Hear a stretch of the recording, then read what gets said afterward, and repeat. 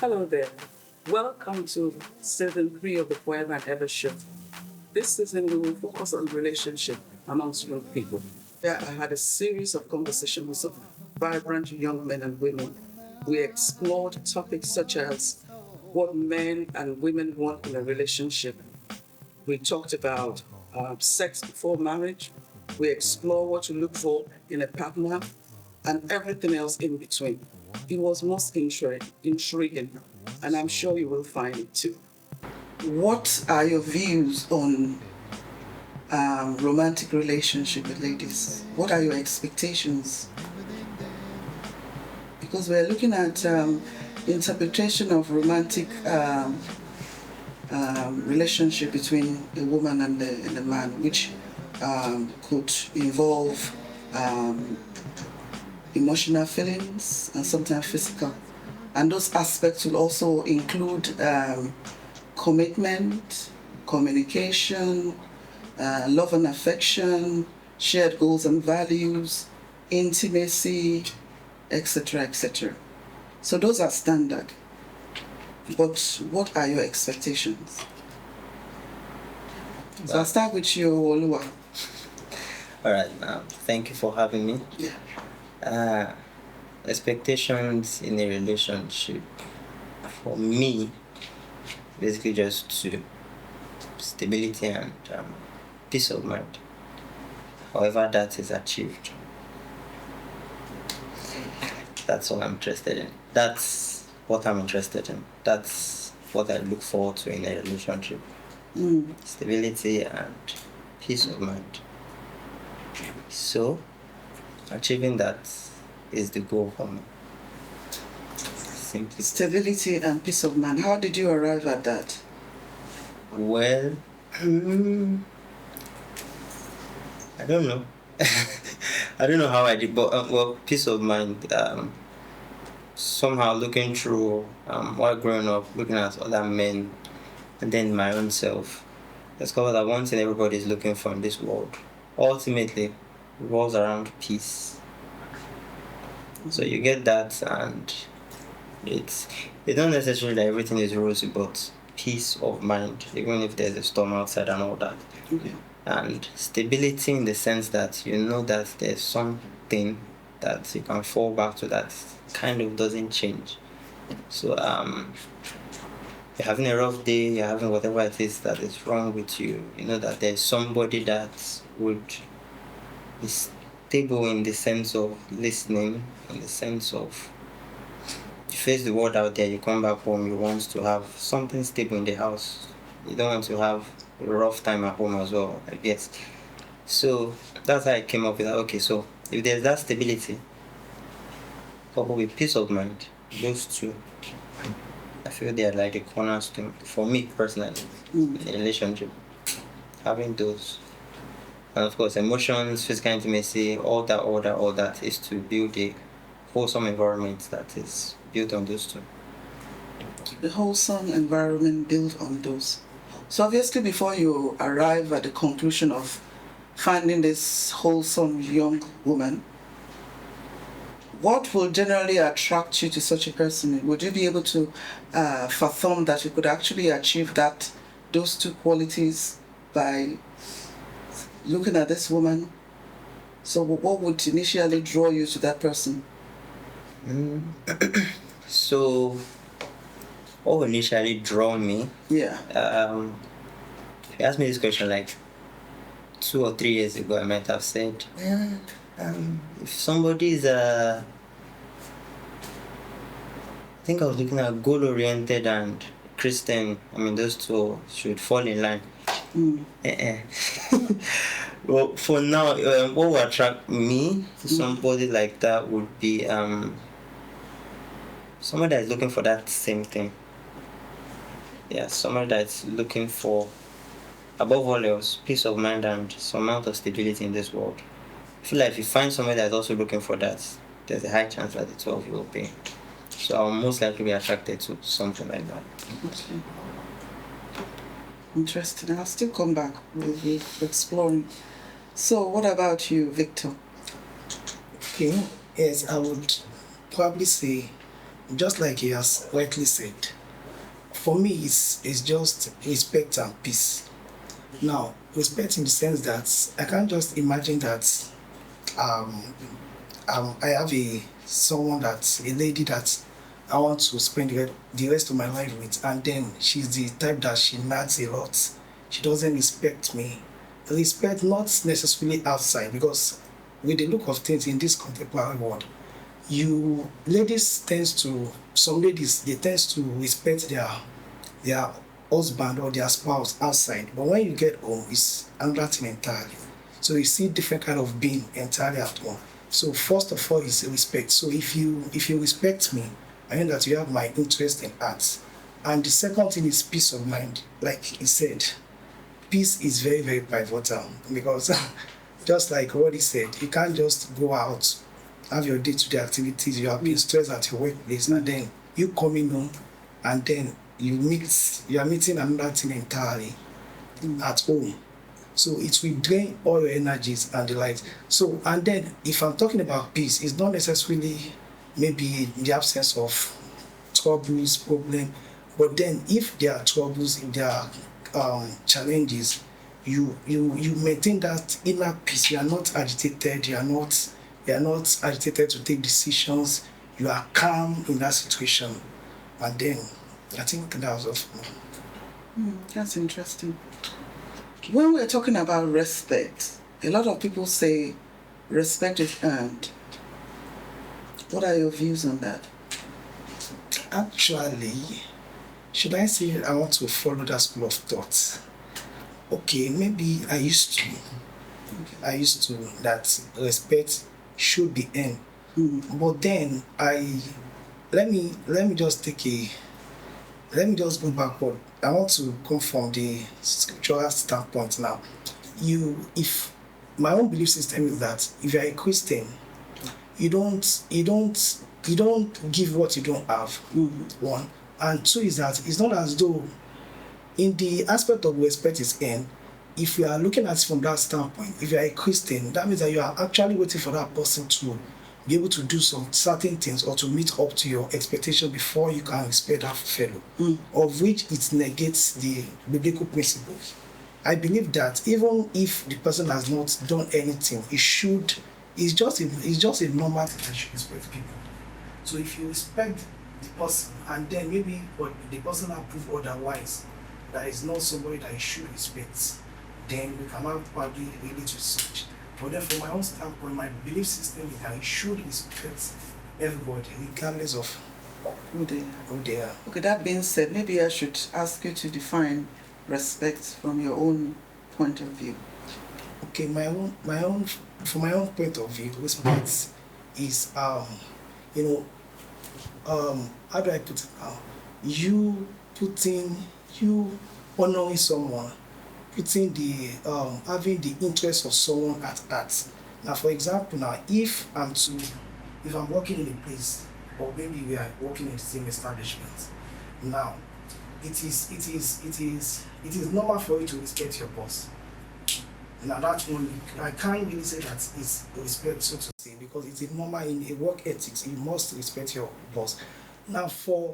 But if you now have a junior colleague, then that is when respect comes in. If you can still honor that person and let the persons, let the persons have a say. Most times, it's not as though if the person is talking, you shut the person up at all. So I think for me, it's honoring someone regardless of who they are. Honoring somebody regardless of who they are. Would you be able to say that in the journey of building a relationship that will culminate into marriage, you will begin to sense whether this person actually respects you? Yes. In your interactions? Yes. In your conversations? Sure. Because it's one thing for you to be married and you are demanding or you expect that respect, but when you are courting, what would you see as a sign of showing respect? Yeah, you should be able to see the sign, because it's just like it's like a character that is inbuilt. So for someone that doesn't have such cannot manifest it. Now, in our conversation, I will be able to see, like if you say that you respect me, you should have my interest in art, and also you should also, how do I put it now? My opinion should count. Because there are situations whereby you see for ladies that they will see a guy, or maybe the person that they are into a relationship with, that their opinion doesn't count. Maybe it might be based on maybe background, or maybe cultural background, or maybe family issues, because children live by what they see. So it might be probably based on what they have been seeing over time, maybe probably from their home or people that surround them. So basically, you definitely know that, okay, this person, this lady in question, she doesn't respect you, because if you are trying to, maybe for example, in a decision, if you want to make a decision now, you are trying to, you foresee that, oh, this decision that she wants to make is not the right one, and you are trying to put her to and trying to tell her what to do, and then she's like, oh, I don't give a damn, is what I want to do, I will do. You know that definitely such a lady will not respect you. So if you end up marrying such a lady, you know that it will be hell on earth. Having said that, there's a two-way of looking at that. Because most women will tell you that, if I tell my friend, somebody I'm romantically involved with, my problem, in most cases what I expect from them is to listen, not necessarily to advise me. Because I'm a person, I'm an individual, I know what I want, I can make my own decision. So they might say your role is not to offer advice, but to have a listening ear, to hear what I'm saying, to understand, and empathize with me, not necessarily to dish advice. Well, that's serious. It's a serious one. Yeah. Okay. I think if it's actually a serious relationship, that we are committed to it, I think you can't just walk up to me and probably tell me what you are going to, and all you need from me is to just listen and not to advise you. That means that we are not even having a relationship. Because I think relationship should be in a way shaping us. It shouldn't be like okay, it's one way thing. It's just you and you alone. I think I can safely conclude that that person is just self-centered, and the person does not really, how do I put it now? The person does not really love you or have your interest in mind at heart. Because if the person actually respects you, love you, and then the person have it at the back of her mind that, oh, she wants to end up with you, I think she should. Because for ladies, they even want, serious ladies, that they really want a good relationship. They really want a situation whereby the man that they want to end up with is someone that can encourage them, someone that can give them advice, is someone that can lead them in the right path. So for a lady saying that, oh, I just want you to listen to me, I don't want you to give me advice, I know what to do, then that means that such a lady is not even ready for anything. Maybe the person is just ready to the person is just there to just play along and see how things unfold. How, in all this, how does sincerity and honesty come into this? Because you are looking at two adult individuals, and you do not necessarily want somebody who is controlling in a relationship. Ladies will fight over that. Because in most cases, a man that is forever telling them what to do will be termed as being controlling. Because God made us all individuals, and we do have a mind. We have a free mind and we have a free will.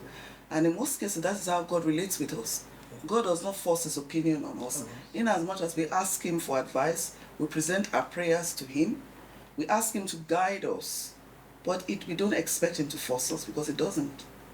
So in any case, you as a person, as a husband, who wants to court a woman, and in most cases you are all professionals, you want to court and marry a young woman who has all her life been held her destiny in her hands, chart her own paths, have a relationship with God, capable of taking her own decision. Asking her now, because she's in a relationship with you, to make a decisions for her all the time would be it will be inconceivable. And that does not necessarily mean that she doesn't respect you. Okay, I think in that aspect, it's not okay. Let me put it this way: like you are not necessarily. It's not like controlling her though. Now, what I'm trying to say is that it's just a thin line between controlling a lady and advising or encouraging that lady. Just a thin line between the two. Now, it's mannerism is very, very important. Now, the manner at which you present it to her is key. Now, if a lady discover that maybe the way you are putting it to her is as if you are imposing your decision to her, then she might probably feel that way. But then the way you present it, just like what you said, the example you gave, like God doesn't, force us. He's not a taskmaster. He doesn't force us to do something. He just, when we present our case to him, he just tells us what to do. It's not left for you to do it or not to do it. So you can make your choice. So it's the manner at which the guy presents it to the lady that matters. So if you are not presenting it in a way whereby it's in a bit authoritative, now that's where the issue lies. So I can from what you've said, I can glean that you want the woman to value your opinion. Sure, to a reasonable extent. Yeah. So that's what I can pick from this. Yeah, and it should be vice versa. Yeah, it should be vice versa, to value your opinion, and you want you to reason together, being naked and unashamed before each other, in the sense that we're able to discuss our victories, our challenges, and we're able to reason together to find a solution to the problem. Yes. Yeah. That sounds good. It's doable. But like you said, it's the way that it's been presented that might become an issue. Yeah. Because having somebody in this day and age is called controlling and coercive. And I always say that, yes, because in the time past, what our parents have experienced in their own relationship, or the status quo as the way things were, is different from the way things are now. So we can't, in most cases, import what we have heard in time past to a woman, a 21st century woman. Not that she's rebelling or any such thing, but it's the way, the relationship, the way you relate with each other, with understanding, that is important. And which I quite agree, respect is important in any relationship, and peace is very, very important. And so how do we communicate that to the ladies? All these ideas of peace, interest, having my interest at heart, respecting me. How do we communicate that to the ladies when we are courting? That is one question that is not written anywhere. I think the reason God designed us differently is to make the experience lovely. Loving. No, I said lovely. Lovely. So one thing I discovered is that there's nowhere in the Bible that really tells you in plain English, there's thou shalt not do this, thou shalt do this. When it comes to relationship, so you are gonna find that out yourself. I think the two of you need to understand that iron sharpeneth iron, there will be sparks. And so you bear yourself, like I said, naked, and find your individual way of communicating that with that person. But the point is, communicating. The communication is complete when you speak, you receive feedback, you incorporate, then you loop it until you get something good. So I feel like that is for you. I think that's for God to know and for you to find out. It's all of you. So you have a lifelong process to discover how you will do that between yourselves. That's the way I look at it. I like the fact that you said communication, very key, because that's one of the binding fold of a good relationship, ability to communicate effectively. So I like that. Okay, I think for me, I would actually say that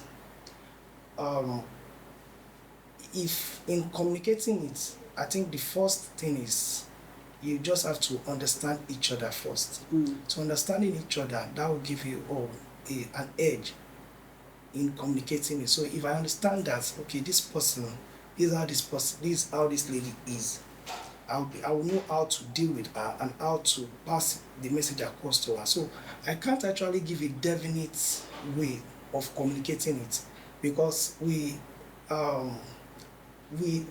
human beings, we differ in many ways. There are a lot of things that contribute to our makeup, to our character, to our person. So, like, we grew up in different background, we have different cultural background, religious background, families and the likes. So I can't basically say that, okay, this is the way you should communicate it. But then when you understand the person you are dealing with, you understand very well, you understand him very well, you'll be able to know how to communicate it. So if she's the type that, if she's, maybe for example, if she's angry, she doesn't want me to talk. And you know that, okay, at that point in time, you're not saying anything, but you still go over the issues when she's calm. So when you understanding is just the key in communicating it to them. Very well, thank you very much. Thank you very much. So I think we'll come to a stop with this now, because so we've already identified what is both of you found as important in a relationship. You've been able to communicate that effectively. So we want to believe that the message will be passed across so the ladies are aware that, yeah, this is what some men found important.